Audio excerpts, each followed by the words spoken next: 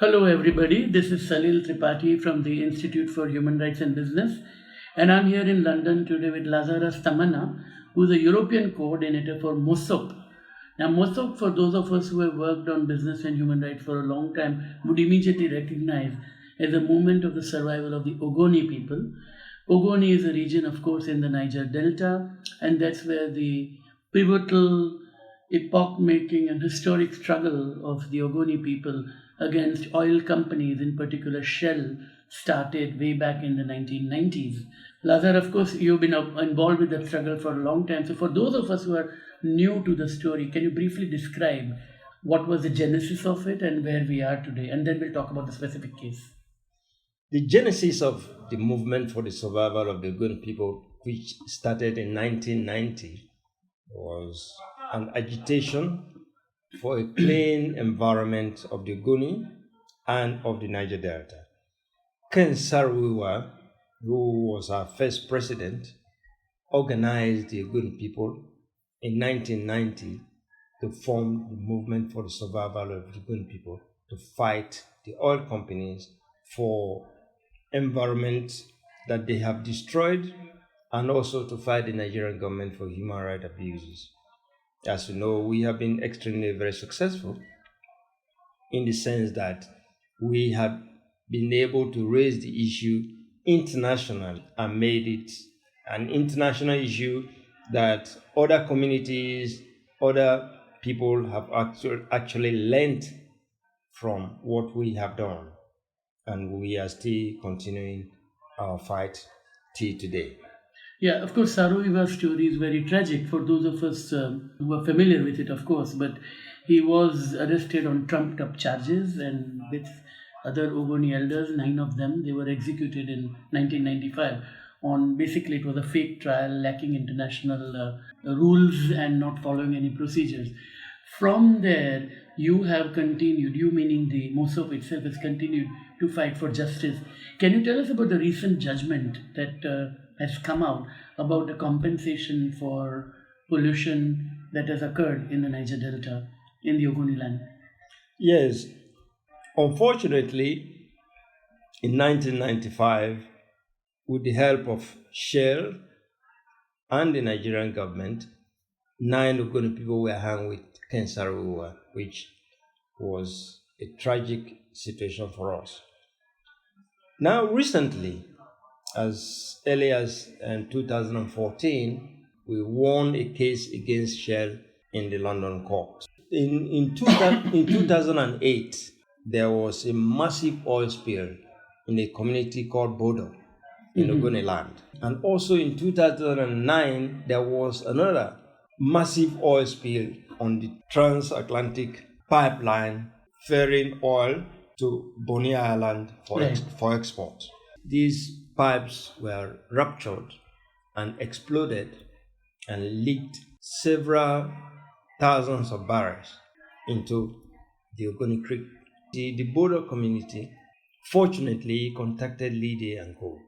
Lide, of course, is a London-based law firm which is fighting this case. Yeah. Yes, they contacted them, and then we took the case to court in London in 2011.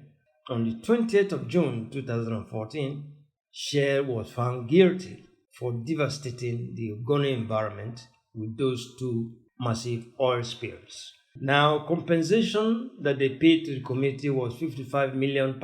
And after that, they said that Shell must have to clean up the environment and restore the environment to how it was Before Shell came, yeah. Yeah, before. Which was in late 1950s, yeah. Yes, before it came. Now, Shell reluctantly paid the 55 million to the community, but they have refused up till now to do a proper cleanup. They are trying to get their way out of the cleanup. They took us back to court in 2017, and the judge said, go back and do the cleanup. They did not clean up in 2017. In 2018, just on the 22nd of May, they took us to court again, and we won. This time, the judge said that they should have to go and do a proper cleanup to the satisfaction of the community, which must have to be of international standard. So that is exactly where we are right now. And we hope that Shell will respect the judgment from the court and start to do some work by cleaning up the Ogoni environment. Now, this is definitely a precedent-setting judgment, and congratulations for carrying on the struggle and the success you had so far. What do you think is necessary to avert situations like this? Because this is a struggle that is going on since 1990, and it has taken nearly 3 decades to come to some form of resolution in one part of the region. Earlier today, you were talking about children who have died or who have had some health implications on that. Now, obviously, we need to stop that. Now, to stop that, what do you think is necessary? Do we need better laws? Do we need better enforcement? Do we need international rules?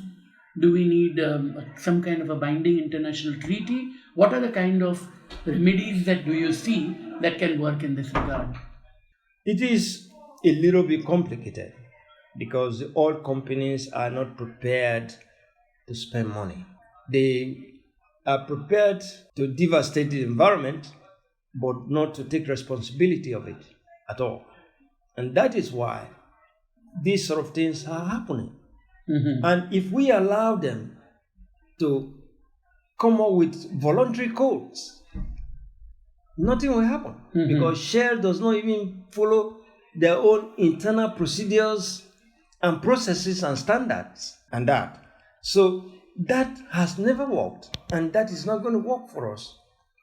What we need is, we have quite a lot of laws in Nigeria, but these laws are not working.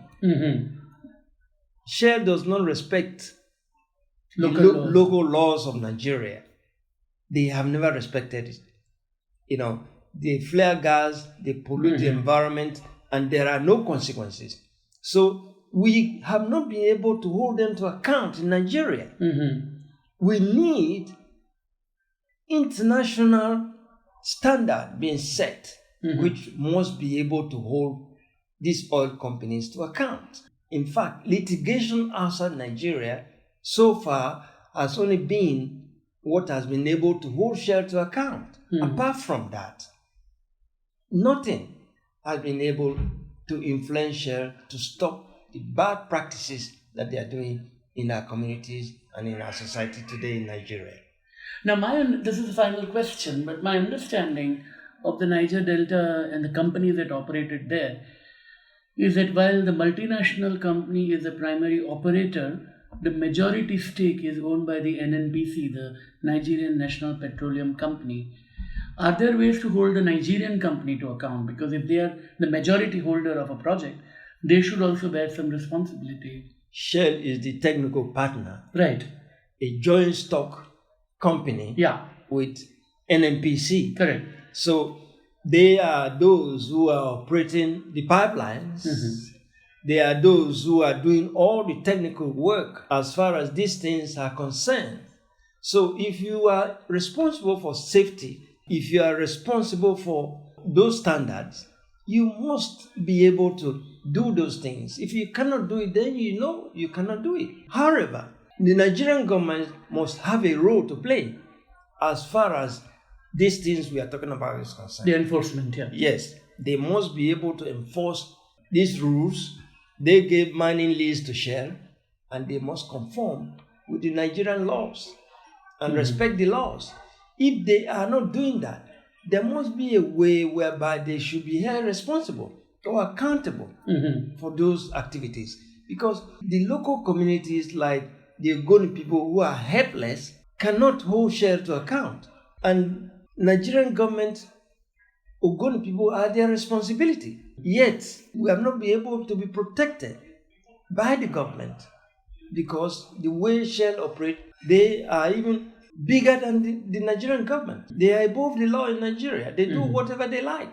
So there must be an international standard set up, either through one way or the other, whereby we should be able to hold all these oil companies to account for the atrocities being committed on a daily basis. Thank you very much, Lazarus, and wish you all the best with your work.